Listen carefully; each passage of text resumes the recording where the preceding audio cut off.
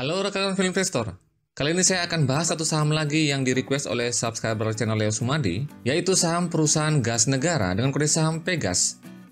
Dengan berbagai hiruk-pikuk saham gorengan teknologi yang beberapa di antaranya hanya jual janji, kita lupa ternyata ada sebuah perusahaan dengan market cap yang besar, memonopoli produknya di Indonesia. Perusahaannya juga sudah eksis dan kinerjanya historinya juga cukup bagus profitnya, lalu juga terbantu dengan pada kuartal kedua ini menunjukkan performa yang cukup baik, bahkan sangat baik. Dan yang terakhir, harga sahamnya secara nominal maupun valuasinya masih sangat murah. Itulah saham Pegas.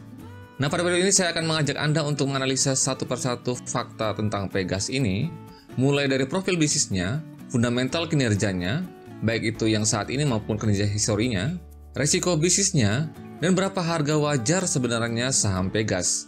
Maka dari itu simak sampai habis video ini, karena masih akan ada banyak informasi yang menarik seputar Pegas yang perlu Anda ketahui. Tapi sebelumnya perlu saya ingatkan lagi bahwa jangan Anda membeli saham hanya karena Anda menonton video ini. Pastikan Anda sudah mempunyai preferensi yang tepat sesuai dengan profil resiko yang bisa Anda terima. Dan juga saya mau ingatkan lagi bagi Anda yang belum subscribe, Anda boleh subscribe dulu channel ini dan nyalakan belnya sebagai bentuk dukungan Anda terhadap channel Leo Sumadi. Yang pertama, sedikit saja saya akan membahas tentang profil bisnis Pegas. Perusahaan gas negara dengan kode saham Pegas sudah berdiri sejak zaman Belanda pada tahun 1859 ketika itu bernama LJN Eindhoven & Co. Lalu pada tahun 1958 perusahaan dinasionalisasi dan pada tahun 1994 berubah nama menjadi perusahaan gas negara. Pegas awalnya didesain oleh pemerintah untuk mengendalikan bisnis gas dan distribusi gas di Indonesia. Hanya Pegas, tidak ada perusahaan lainnya. Pegas membeli gas dari CocoNophillips dan Pertamina, lalu didistribusikan ke konsumen, baik itu konsumen industri maupun konsumen rumah tangga. Jadi awalnya memang sesimpel itu bisnis Pegas. Jadi hanya benar-benar menyalurkan atau mendistribusikan gas dari perusahaan yang menggali atau mengeksplorasi gas kepada konsumen akhir, yaitu industri dan rumah tangga. Lalu pada tahun 2013, Pegas melalui anak usahanya PT Saka Energi mengakuisisi 25% kepemilikan di blok Ujung Pangkah. Selanjutnya, PT Saka Energi juga lanjut mengakuisisi blok-blok migas lainnya di Indonesia. Hal ini membuat portofolio Pegas tidak lagi hanya terkonsentrasi pada gas saja atau distribusi gas, tapi juga sudah melebarkan sayapnya ke bisnis hulu migas dan gasnya atau eksplorasi minyak dan gasnya. Nah, seperti ini susunan pemegang saham Pegas sampai dengan video ini dibuat. Negara melalui PT Pertamina memiliki 56,9% kepemilikan di PT Pegas. Lalu sisanya publik atau masyarakat memiliki 43,036%. Nah, setelah membahas sedikit saja tentang profil bisnis dari Pegas, sekarang mari kita lihat kinerjanya. Yang pertama kita lihat dulu kinerja historinya. Kita mulai dari pendapatannya. Anda perhatikan pada grafik ini, pendapatan Pegas terlihat dari tahun 2008 sampai dengan yang terakhir tahun 2020 mengalami pertumbuhan yang cukup berarti. Anda bisa lihat dari ukuran grafiknya, dari yang kecil menjadi yang besar. Hanya saja memang pada tahun 2013 sampai dengan tahun 2017, terlihat perusahaan mengalami sedikit konsolidasi dalam pendapatannya, tapi pada tahun 2018 naik dengan sangat signifikan. Lalu pada tahun 2019 dan 2020 mengalami penurunan. Lalu Anda perhatikan pada bottom line-nya, terlihat kinerja dari Pegas ini tidak terlalu bagus karena mengalami penurunan dari tahun ke tahun. Awalnya pada tahun 2008, lalu naik pada tahun 2009 sampai dengan tahun 2013. Lalu terlihat mulai dari tahun 2013 sampai dengan yang terakhir pada tahun 2020, perusahaan malah mencatatkan kerugian. Tapi untuk tahun 2020 ini, setelah saya analisa laporan keuangannya, ternyata terlihat rugi memang karena adanya pencadangan atau provisi yang dilakukan oleh perusahaan karena adanya sengketa pajak dengan Ditjen Pajak, sehingga nilai sengketa itu yang dicadangkan untuk suatu waktu nanti kalau misalnya kalah sengketa, maka cadangan ini yang akan digunakan untuk membayar sengketa pajak itu. Tapi kalau misalnya pajaknya menang, maka nilai pencadangan ini yang nanti akan dikembalikan dalam bentuk laba bersih atau pendapatan lainnya. Nah, penurunan dari kinerja dari Pegas ini juga terlihat dari EPS-nya yang terus menurun dari tahun 2013 sampai dengan tahun 2020 yang terakhir, EPS-nya minus. Dan indikator profitability lainnya seperti return on equity yang terus mengalami penurunan dari tahun 2009 sampai dengan tahun 2020. Nah, pada tahun 2009 dan 2010 itu adalah puncak dari performa kinerja dari Pegas yang baik, yang sangat baik. Pada tahun 2009 itu ROE-nya Pegas mencapai 55% dan tahun 2010 mencapai 47%. Nah, kabar baiknya untuk ROE-nya, nanti saya akan jelaskan lebih lanjut. Pada tahun ini, pada 2 kuartal tahun 2021 ini, ROE dari Pegas setelah disetahunkan sudah tidak lagi minus, bahkan mencatatkan ROE yang cukup bagus yaitu di angka 16,20%. Nah, nanti saya akan jelaskan lebih lanjut tentang hal ini. Nah, kesimpulannya secara histori, memang kinerja dari Pegas selama kurang lebih 10 tahun terakhir ini tidak terlalu bagus. Bahkan kinerjanya terus menurun sepanjang 10 tahun terakhir ini. Nah, sekarang seperti tadi sudah saya jelaskan, saya akan menjelaskan tentang kinerja terbaru, yaitu pada kuartal kedua tahun 2021, yang bisa saja membalikan analisa tentang kinerja historinya. Kita mulai dari pendapatannya. Pada kuartal kedua ini, pendapatan dari Pegas mengalami sedikit penurunan sebesar 0,3%. Dari yang tadinya 1 miliar 469 juta US dollar menjadi 1 miliar 464 juta US dollar. Jadi penurunannya sangat tipis. Nah, jika kita breakdown dulu pendapatannya, kita perhatikan 80% pendapatan dari Pegas ini bersumber dari niaga gas, 9% dari transmisi gas, 8% dari penjualan minyak dan gas, dan sisanya dengan presentasi yang lebih kecil. Nah, Anda perhatikan, untuk niaga gas dan transmisi gas ini yang tadi saya katakan bahwa memang dari awal, inti atau core bisnis dari Pegas ini ya adalah dua lini bisnis ini, yaitu niaga gas dan transmisi gas. Yang ternyata memang kontribusinya lumayan cukup besar terhadap pendapatannya, yang terlihat sebesar 89% dari total keseluruhan pendapatan konsolidasinya. Lalu kita perhatikan, di sini ada pendapatan per segmen. Nah, di sini sudah saya totalkan, total keseluruhan pendapatan per segmen sebesar 1 miliar 628 juta US dollar. Nah, kalau kita lihat pendapatan per segmen, kita perhatikan 75% dari total keseluruhan pendapatan berasal dari segmen niaga dan infrastruktur gas. Lalu 8%-nya dari eksplorasi dan produksi minyak dan gas bumi, dan 17% dari operasi lainnya. Nah, Anda perhatikan, yang tadi sudah saya katakan bahwa memang mayoritas bisnis Pegas ini, sumber pendapatannya memang terbesar dari bisnis inti dari Pegas itu sendiri, yaitu niaga gas dan infrastruktur gas. Artinya cuma mendistribusikan gasnya saja. Lalu yang tadi saya ceritakan tentang Saka Energi, yang mengeksplorasi gas, itu memang pendapatannya sangat kecil sampai sejauh ini, walaupun sudah 10 tahun berdiri, tapi memang kontribusinya hanya 8% saja dari total keseluruhan pendapatan dari Pegas. Nah, ini 17% untuk operasi lainnya ini berasal dari investasi pada modal venture bersama. Jadi Pegas mempunyai kerjasama dengan perusahaan-perusahaan lainnya untuk proyek-proyek yang memang masih berkaitan dengan infrastruktur gas dan jaringan distribusi gas.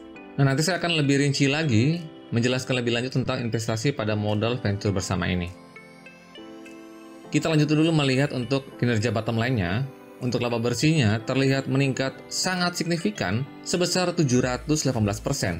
Dari yang tadinya 27 juta US dollar menjadi 221 juta US dollar. Nah, kalau kita perhatikan, tadi kan pendapatannya sebenarnya turun tipis ya, sebesar 0,3%. Tapi kenapa laba bersihnya bisa naik sebesar 718%? Nah, untuk menjawab ini, mari saya ajak Anda untuk membreakdown laporan keuangan ini. Kita mulai dari akun bebannya. Nah, Anda perhatikan pada laba bruto, pada kuartal kedua ini terlihat lebih kecil dari kuartal kedua tahun lalu. Tapi pada laba operasinya mulai meningkat, mulai terlihat ada sedikit kenaikan. Nah, hal ini disebabkan karena adanya penurunan pada beban operasionalnya. Hal ini mengindikasikan adanya efisiensi yang terjadi pada operasional perusahaan. Sekarang mari kita cek mulai dari beban niaga dan infrastruktur. Kita lihat mana yang menurun, atau pada pos-pos mana saja yang mengalami efisiensi. Pada pos beban niaga dan infrastruktur, terjadi penurunan sebesar 10%. Lalu pada beban umum dan administrasi, turun sebesar 7%. Lalu pada beban keuangan juga turun sebesar 5%, dan beban-beban lainnya turun sebesar 55%. Dari kita perhatikan secara keseluruhan, beban operasional dari Pegas mengalami penurunan yang cukup besar, sehingga dapat mendorong kinerja bottom line-nya menjadi positif. Nah, di samping efisiensi yang terjadi pada beban operasionalnya, kenaikan laba bersih dari Pegas yang terlihat cukup besar ini juga disebabkan oleh adanya pendapatan lain-lain. Nah, di sini saya akan menjelaskan apa itu pendapatan lain-lain. Nah, Anda perhatikan di sini ada penjelasan tentang laba dari share profit dari venture bersama, seperti yang tadi sudah saya jelaskan, sebesar 50 juta US dollar. Yang dimaksud dengan pendapatan dari share profit dari venture bersama, ini ada beberapa proyek Pegas dalam bidang energi dengan beberapa pihak yang nilainya atau proses pemilikannya berdasarkan dari penyertaan saham dari Pegas untuk proyek tersebut. Nah, di sini yang paling besar nilainya itu ada proyek Transgasindo nilainya atau presentasi kepemilikannya sebesar 59,87% senilai 129 juta US dollar. Nah, proyek Transgasindo ini adalah proyek yang bergerak di bidang transportasi gas dan memiliki infrastruktur pipa gas jaringan pipa transmisi dari Gresik menuju ke Duri dan Gresik menuju ke Singapura. Nah, ini lokasinya di antara Kepulauan Riau ya, yang menghubungkan Indonesia dengan Singapura. Lalu ada proyek Regas dengan presentasi kepemilikan 40% senilai 112 juta US dollar. Nah, Regas ini didirikan untuk pengelolaan fasilitas FSRT, di dalamnya juga termasuk pembelian LNG dan pemasaran atas hasil pengelolaan fasilitas dari FSRT ini yang berupa LNG tadi. Lalu ada proyek PSG dengan kepemilikan sebesar 66% senilai total 67 juta US dollar. Nah, PSG ini bergerak di bidang pengelolaan gas serta penyediaan layanan jasa dan infrastruktur terkait pemrosesan gas di Banyu Asin. Lalu ada lagi proyek lainnya dengan presentasi yang lebih kecil. Nah, pendapatan lain-lain yang kedua berasal dari pembalikan provisi atau pencadangan yang dilakukan untuk sengketa pajak senilai 48 juta US dollar. Nah, 48 juta US dollar ini hanya untuk beberapa kasus pajak saja. Nah, Anda perhatikan untuk akun pembalikan provisi ini berisi nilai cadangan sengketa pajak yang berhasil dimenangkan oleh Pegas dan nantinya akan dikembalikan sebagai pendapatan lainnya, seperti yang tadi sudah saya jelaskan. Anda perhatikan dalam laporan keuangan ini, laporan keuangan konsolidasi pada tahun 2020, Pegas melakukan provisi sengketa pajak sebesar total seluruhnya 294,3 juta US dollar. Nah, provisi ini atau pencadangan ini meliputi beban atas 24 pajak senilai total 278,4 juta US dollar, ditambah dengan 15,9 juta US dollar sebagai kerugian selisih kurs. Nah, jumlah ini akan terus berkurang dan menjadi penghasilan lain dari Pegas jika MA memenangkan kasus ini untuk Pegas. Nah, pada bulan Mei yang lalu, pada tahun 2021 ini, perseroan berhasil memenangkan 3 perkara sengketa pajak senilai 48,3 juta US dollar. Nah, ini merupakan 3 dari total 6 total sengketa pajak yang diperkarakan sejak Desember tahun 2020. Nah, 3 lagi sedang menunggu keputusan dan berpotensi untuk menang karena memang ini dalam proyek yang sama. Dan memang kalau menang, itu artinya akan dicatat pada laporan keuangan kuartal ketiga nanti, atau nanti kuartal keempat, kalau keputusannya sudah keluar. Dan ini tentunya akan menjadi sentimen yang positif buat Pegas ke depannya. Karena memang jika menang, maka nilai pencadangan ini akan dikembalikan kepada Pegas sendiri dalam akun pendapatan lain-lain. Dan ini tentunya akan meningkatkan lagi bottom line atau kinerja bottom line dari Pegas menjadi lebih positif lagi pada kuartal ketiga ataupun kuartal keempat nanti. Oke, sekarang berikutnya mari kita cek solvabilitasnya atau kesehatan hutangnya. Nah, kita perhatikan hutang Pegas sampai dengan kuartal kedua ini sebesar 4,3 miliar US dollar. Jumlah ini memang terlihat sedikit lebih besar daripada ekuitasnya yang sebesar 3,1 miliar US dollar. Pada sisi lainnya kita perhatikan hutang jangka pendeknya sebesar 1 miliar US dollar. Jumlah ini lebih kecil dari aset lancarnya yang sebesar 2 miliar US dollar. Jadi kalau kita perhatikan secara keseluruhan, hutang Pegas ini masih terlihat cukup baik atau cukup sehat sampai sejauh ini karena memang hutang jangka pendeknya masih lebih kecil dari aset lancarnya yang mengindikasikan bahwa resiko gagal bayar hutang untuk Pegas dalam jangka pendek kecil resikonya karena memang dapat cover yang lumayan tebal dari aset lancarnya. Nah, berikut ini saya akan membahas tentang faktor resikonya. Sebelum Anda masuk ke saham Pegas ini, sebaiknya Anda perhatikan dulu faktor resiko yang bisa Anda terima seputar resiko bisnis dari Pegas. Nah, pada tahun 2020, Kementerian Perindustrian menetapkan peraturan harga gas untuk industri maksimal sebesar $6 per MMBTU. Kebijakan dari pemerintah ini tentunya menjadi sentimen yang negatif bagi kinerja Pegas.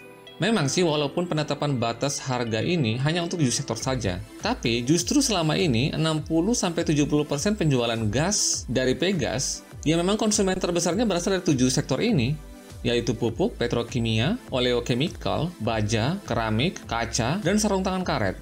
Pemerintah memang berdalih bahwa kebijakan ini dapat meningkatkan nilai tambah bagi industri dalam negeri. Nah, tapi di sisi lain sejauh ini saya lihat, ini kan peraturannya baru dimulai pada tahun 2020 dan nanti akan berakhir pada tahun 2024. Tapi jika kita lihat kinerja dari Pegas pada tahun 2020, seperti yang saya jelaskan memang terlihat sedikit menurun, tapi memang penurunan ini dikarenakan ada pencadangan yang dilakukan oleh perusahaan untuk kasus pajaknya, yang seperti tadi saya jelaskan. Jadi jika sengketa pajak ini dimenangkan atau berhasil dimenangkan maka pencadangan ini akan kembali menjadi laba tahun berjalan untuk tahun 2020 dan akan meningkatkan kinerja bottom line-nya. Dan untuk perkembangan terbarunya sampai dengan kuartal kedua ini, kinerja dari Pegas justru terlihat semakin meningkat. Nah, hal ini menimbulkan asumsi dari saya pribadi, sepertinya memang belum tentu penetapan harga gas ini akan menurunkan kinerja Pegas secara keseluruhan.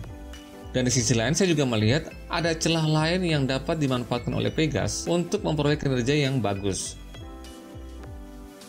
Nah, sekarang kita akan lihat valuasi dari Pegas. Kita akan hitung harga wajarnya. Seperti biasa, Anda perhatikan tabel atau grafik ini. Grafik berwarna orange yang disebut sebagai mean PBV, artinya dalam 10 tahun terakhir, saham Pegas biasanya diperdagangkan dengan PBV sebesar 2,92 kali. Nah, saat video ini dibuat, PBV dari Pegas sebesar 1,01 kali. Nah, itu artinya saat ini PBV dari Pegas masih di bawah rata-rata PBV-nya selama 10 tahun terakhir. Nah, jika kita yakin suatu saat saham Pegas ini akan kembali ke rata-rata PBV-nya selama 10 tahun terakhir, nah kita bisa menghitung harga wajarnya. Kita mulai dari mencari book value per share. Rumusnya ekuitas dibagi jumlah saham yang beredar. Nah, ekuitas di sini adalah ekuitas yang dapat diatribusikan ke entitas pemilik induk. Di sini saya sudah dapat book value-nya dalam dolar sebesar 0,1001 US dollar. Nah, ini kita kalikan dengan kurs saat ini, di kisaran 14.200-an. Kita kalikan dengan book value per share yang dalam dolar ini, kita dapat angkanya Rp1.421 per lembar saham. Lalu angka ini kita kalikan dengan min PBV-nya 2,96 kali, maka kita bisa dapat harga wajar Pegas harusnya sebesar Rp4.206 per lembar saham. Lalu angka ini kita bandingkan dengan harga saat ini, Rp1.415 per lembar saham, maka kita bisa dapat margin of safety sebesar 66,3%. Nah, untuk perhitungan di bawah ini untuk perhitungan yang lebih optimis, karena kita perhatikan, kita lihat dari grafik ini, terlihat memang secara histori PBV dari Pegas memang sempat menyentuh plus 1 PBV-nya ini, yaitu di grafik berwarna ungu, yang ada di angka sebesar 4,91 kali. Maka sangat relevan jika saya menampilkan perhitungan juga yang berdasarkan angka dari plus 1 PBV-nya ini. Cara yang sama kita juga kalikan dengan book value per share Rp1.421 per lembar saham. Kita bisa dapat harga wajarnya sebesar Rp6.977 per lembar saham. Lalu kita bandingkan dengan harga saat ini Rp1.415 per lembar saham, maka kita bisa dapat margin of safety yang lebih besar lagi, yaitu sebesar 79,72%. Nah, ini untuk pemakaian antara plus 1 PBV-nya dan min PBV-nya ini sesuai dengan preferensi kita masing-masing. Jika kita mempunyai asumsi atau harapan atau ekspektasi yang lebih tinggi, maka kita bisa menggunakan plus 1 PBV-nya ini. Jika kita mau yang lebih moderat lagi atau yang lebih konservatif, kita bisa menggunakan min PBV-nya, atau kita bisa turunkan lagi levelnya ke minus 1 PBV-nya. Nah, semua keputusan di tangan Anda. Memang kita melihat saat ini diskonnya sudah sangat besar. Jadi peluang untuk saham Pegas untuk naik masih cukup terbuka lebar karena menyediakan margin of safety yang lumayan besar. Oke, sekian dulu informasi dan ulasan tentang perusahaan gas negara dan kerjasama Pegas. Semoga informasi ini bermanfaat. Sekian dan terima kasih. Salam Value Investor.